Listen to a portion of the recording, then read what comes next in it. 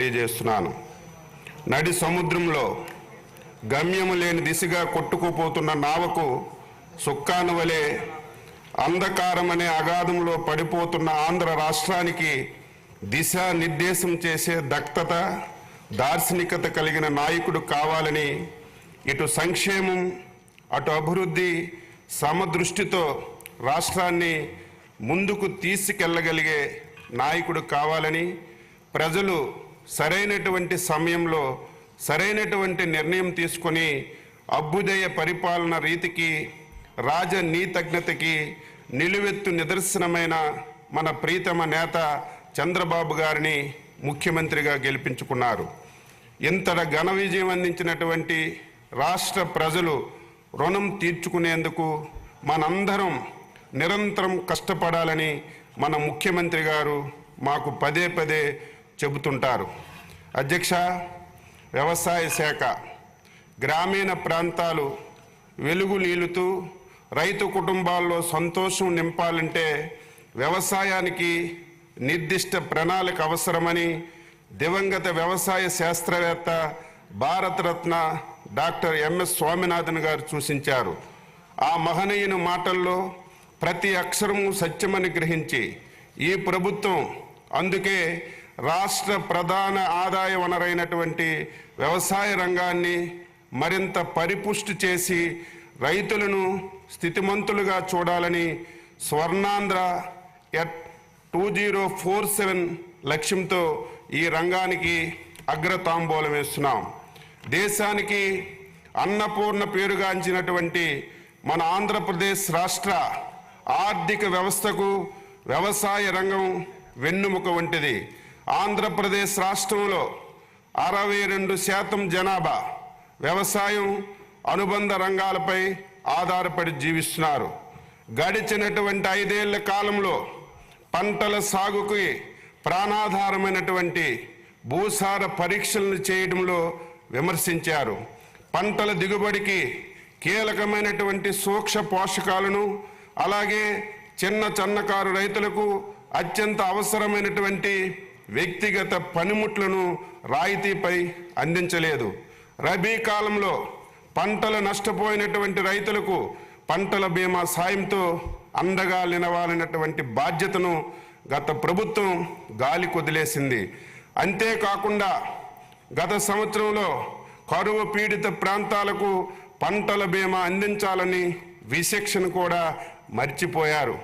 మన సంకీర్ణ ప్రభుత్వం అధికారంలోకి వచ్చినటువంటి 100 రోజుల్లో రైతు అభ్యున్నతే ప్రధాన లక్ష్యంగా భావించి వ్యవసాయ శాఖకు సంబంధించి భూసార పరీక్షా పత్రాలు జారీ, పొలం పిలుస్తుంది, డిజిటల్ వ్యవసాయంలో భాగంగా ఫార్మర్స్ రిజిస్ట్రీ ఏర్పాటుకు చర్యలు, పంట సాగులో డ్రోన్ వినియోగంపై అవగాహన మరియు శిక్షణ, కౌలు రైతులకు గుర్తింపు కార్డులు పంపిణీ చేశాం.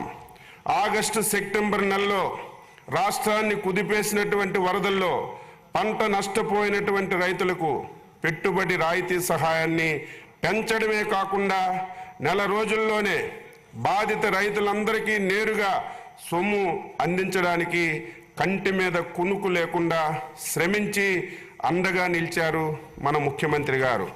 రానున్న కాలంలో వ్యవసాయ రంగాన్ని మరింత అభివృద్ధి చేసేందుకు ఆంధ్రప్రదేశ్ సాగుదారుల హక్కు చట్టం 2024 రైతు బృందాలకు డ్రోన్లు సరఫరా, రైతులకు వ్యక్తిగత పనిముట్లు రాయితీపై విత్తన సరఫరా, బంజరు భూముల్ని సాగులోకి తీసుకురావడం, అన్నదాత సుఖీభవ, పిఎం కిసాన్ పంటల బీమా, వడ్డీ లేని రుణాలు వంటి పథకాలు అమలు చేయబోతున్నాం.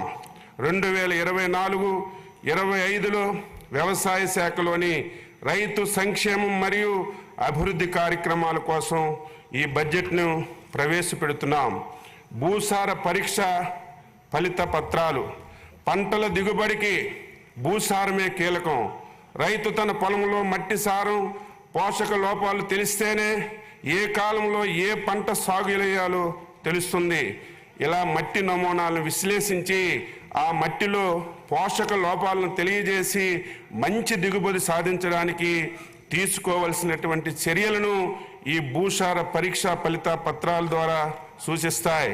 వీటికి ప్రాధాన్యతను గుర్తెరిగి తిరిగి మళ్ళీ ఈ సంవత్సరం యుద్ధ ప్రాతిపదికన ఎస్హెచ్ఈలు పంపిణీ చేయడానికి రాష్ట్ర ప్రభుత్వం విధానపరమైనటువంటి నిర్ణయం తీసుకుందని చెప్పి తెలియజేస్తున్నాను.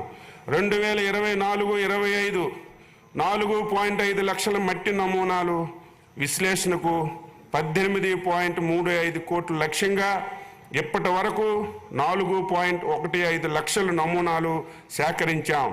1.21 లక్షల నమూనాలు విశ్లేషించి 79,000 మట్టి నమూనాలకు ఎస్హెచ్సి జారీ చేశాం. ఎన్నో ఏళ్లుగా ప్రయోగాల్లో రసాయనాలు మరియు శ్రమతో కూడిన వెబ్ కెమిస్ట్రీ కానీ పద్ధతిలో మట్టి నమూనాలు విశ్లేషిస్తున్నాం. ఈ అవరోధాలను పరిష్కరించడానికి రిమోట్ సెన్సింగ్ టెక్నాలజీతో కూడినటువంటి డ్రై కెమిస్ట్రీ విధానంతో మట్టి విశ్లేషణలో వినూత్నమైనటువంటి విప్లవాన్ని తీసుకురాబోతున్నాం. ఆల్ఫా స్పెక్ట్రోస్కోపీ వినియోగంతో కేవలం ఒకేసారి తీసి మట్టి నమూనాలను స్పెక్ట్రమ్ లైబ్రరీలో భద్రపరుస్తాం. ఉపగ్రహ చిత్రాలతో తదుపరి మట్టి నమూనా ఫలితాలు రియల్ టైంలో జారీ చేయబడతాయి. ఈ స్పెక్ట్రమ్ లైబ్రరీ అభివృద్ధికి వ్యవసాయ శాఖ ప్రాథమిక చర్యలు తీసుకుంటుంది. అలాగే గ్రామ స్థాయి సాయిల్ ఫెర్టిలిటీ మ్యాపింగ్ కోసం రిమోట్ సెన్సింగ్ టెక్నాలజీని ఉపయోగించి మొదటి దశ కింద ఒక జిల్లాలో పైలట్ ప్రాజెక్ట్ని ప్రణాళిక రూపొందించాం. ఎస్హెచ్సి కార్డుల ఆధారంగా రైతులకు అవసరమైనటువంటి సూక్ష్మ పోషకాలు విత్తనాలు పంపిణీలో ఎటువంటి ఇబ్బందులు రాకుండా వ్యవసాయ శాఖ సన్నాహాలు చేస్తుంది. ఎస్హెచ్జి జారీ కోసం 2024-25 సంవత్సరంలో వార్షిక కార్యాచరణ ప్రణాళిక కింద 38.88 కోట్లు ప్రతిపాదించబడింది. సూక్ష్మ పోషకాల పంపిణీ మట్టి విశ్లేషణ ప్రకారం సూక్ష్మ పోషక లోపాలను సవరించడానికి రైతులకి సూక్ష్మ పోషక ఎరువులు అనగా జింక్ సల్ఫేట్, జిప్సమ్, బోరాన్ రాయితీపై రైతులకు అందిస్తున్నాం. రాయితీలపై విత్తన పంపిణీ నాణ్యమైన విత్తనమే మేలైనటువంటి దిగుబడికి ముఖ్యం. అందుకని ప్రభుత్వం నాణ్యమైన విత్తనాలను రాయితీపై డీక్రిస్ యాప్ ద్వారా రైతు సేవా కేంద్రాల్లో పంపిణీ చేస్తున్నాం. ముఖ్యమైనటువంటి పంట విత్తనాలతో పాటు పచ్చి రొట్ట మరియు ప్రత్యామ్నాయ పంటల విత్తనాలు కూడా రైతులకు పంపిణీ చేయబడుతున్నాయి. ఏజెన్సీ మండలాల్లో గిరిజన రైతులకు ప్రత్యేకంగా 90% రాయితీతో విత్తనాలు సరఫరా చేస్తున్నాం. విత్తన సరఫరాకు నోడల్ ఏజెన్సీగా ఆంధ్రప్రదేశ్ విత్తనాభివృద్ధి సంస్థ పనిచేస్తుంది. 2024-25 సంవత్సరానికి 10.49 లక్షల క్వింటాల్ విత్తనాలను 328.75 కోట్ల రాయితీతో పంపిణీకి ప్రణాళికలు చేయగా ఖరీఫ్లో 180.61 కోట్లు రాయితీతో 5.42 లక్షల క్వింటాల విత్తనాలను మరియు రబీలో నేటి వరకు 23.13 కోట్ల రాయితీతో 0.98 లక్షల క్వింటాల విత్తనాలను పంపిణీ చేశాం. 2024 ఖరీఫ్లో ప్రకృతి వైపరీత్యాల వల్ల నష్టపోయినటువంటి పంటలకు ప్రత్యామ్నాయ విత్తనాలకు 34.24 కోట్ల రాయితీతో 0.51 లక్షల క్వింటాలు రైతులకు అందించాం. 2024-25 సంవత్సరానికి రాయితీ విత్తనాల పంపిణీకి 240 కోట్ల రూపాయలు ఈ బడ్జెట్లో మేము ప్రతిపాదించాం. ఎరువుల సరఫరా మన ప్రభుత్వం ప్రాథమిక వ్యవసాయ పరపతి సంఘాలకు ప్రాధాన్యమిచ్చి వాటి ద్వారా ఎరువులు పంపిణీ చేయాలని విధానపరమైనటువంటి నిర్ణయం తీసుకున్నాం. 2024 ఖరీఫ్లో రాష్ట్రానికి 15.80 లక్షల మెట్రిక్ టన్నుల ఎరువులు సహకార సంస్థలు, రైతు సేవా కేంద్రాలు మరియు ఇతర ఎరువుల వ్యాపారస్తులచే పంపిణీ చేయడం అయింది. అలాగే ఈ సంవత్సరం రబీ కాలానికి రాష్ట్రానికి 22.20 లక్షల మెట్రిక్ టన్నులు ఎరువులకు గాను 4.03 లక్షల మెట్రిక్ టన్నుల ఎరువులను ఏపీ మార్క్ఫెడ్ ద్వారా పంపిణీ చేశాం. రాష్ట్రంలో ఎరువులు నిరంతర సరఫరా కోసం కొరతను నివారించడానికి ఏపీ మార్క్ఫెడ్ ద్వారా 1.50 లక్షల మెట్రిక్ టన్నులు ఎరువులు బఫర్ స్టాకుల్ని ఈరోజు నిర్వహిస్తున్నాం. 2024-25లో ఏపీ మార్క్ఫెడ్ డిస్ట్రిబ్యూషన్ పాయింట్లో అనగా సహకార సంస్థలు, రైతు సేవా కేంద్రాలు మొత్తం 4.9 లక్షల మెట్రిక్ టన్నుల స్టాకు అందుబాటులో ఉంచి 3.45 లక్షల మెట్రిక్ టన్నుల ఎరువులు రైతులకి సరఫరా చేశాం. 2024-25 సంవత్సరానికి ఎరువులు బఫర్ స్టాక్ నిర్వహణ గురించి 40 కోట్లు బడ్జెట్లో ప్రతిపాదించాం.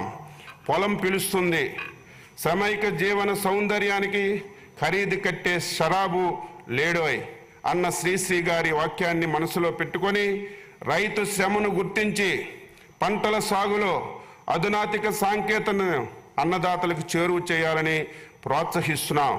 వ్యవసాయాన్ని లాభసాటిగా మార్చేందుకు తలపెట్టిన బృహత్తర కార్యక్రమమే పొలం పిలుస్తుంది. ప్రతి మంగళవారం, బుధవారం 2 రోజులు వ్యవసాయం అనుబంధ శాఖ అధికారులు, శాస్త్రవేత్తలు, ప్రజాప్రతినిధులు పొలం బాట పడతారు. రైతులకు అధునాతిక వ్యవసాయ సాంకేతిక సమాచార పరిజ్ఞానాన్ని చేరువ చేయడం, వ్యవసాయ అనుబంధ శాఖల పథకాలపై అవగాహన కల్పించడం, క్షేత్ర సమస్యలు తక్షణ పరిష్కారం చూపడం, ఎక్కువ నికర ఆదాయం దిశగా రైతుల్ని ప్రోత్సహించడం ఈ కార్యక్రమం యొక్క ముఖ్య ఉద్దేశం. ఈ కార్యక్రమాన్ని ఖరీఫ్లో 4 నెలలు, రబీ కాలంలో 4 నెలలు ఈ కార్యక్రమాన్ని నిర్వహిస్తాం. ప్రస్తుతం వ్యవసాయ రంగంలో వస్తున్నటువంటి ఆధునిక సాంకేతిక సమాచార పరిజ్ఞానంతో పంటలు పండించడం అనగా వ్యవసాయంలో డ్రోన్లు మరియు వాటి ఉపయోగాలు, సాంకేతిక applications, CLSN, PDSS, crop life system, pest disease surveillance system, NPSS, national pest surveillance సిస్టంపై అవగాహన ఈ ప్రోగ్రాంలో కల్పిస్తున్నాం. అంతేకాకుండా వ్యవసాయ శాఖ ద్వారా రైతుల కోసం అమలు చేస్తున్నటువంటి GAP, పొలంబడి, భూసార పరీక్ష, రాయితీపై విత్తనాల సరఫరా, గ్రామ స్థాయిలో విత్తనోత్పత్తి, వ్యవసాయ యాంత్రీకరణ, ప్రకృతి వ్యవసాయం వంటి శాస్త్రీయ అంశాలపై ఈ చర్చిస్తున్నాం. క్షేత్రస్థాయి సందర్శనల సమయంలో పంటలకు సంబంధించినటువంటి సమస్యలను విశ్లేషించి శాస్త్రవేత్తల ద్వారా రైతులకు సాధ్యమైన పరిష్కారాలను అందించడంతో పాటు గ్రామ సభలో రైతు సమస్యలపై చర్చించి తదనుగుణంగా అవసరమైన చర్యలు తీసుకుంటున్నారు. సమస్యలు, ఫిర్యాదులను ఆయా శాఖల ద్వారా పరిష్కరించలేకుంటే వాటిని ఆయా శాఖల రాష్ట్ర స్థాయి ఉన్నతాధికారులకు పంపించడం జరుగుతుంది. 2024-25 సంవత్సరంలో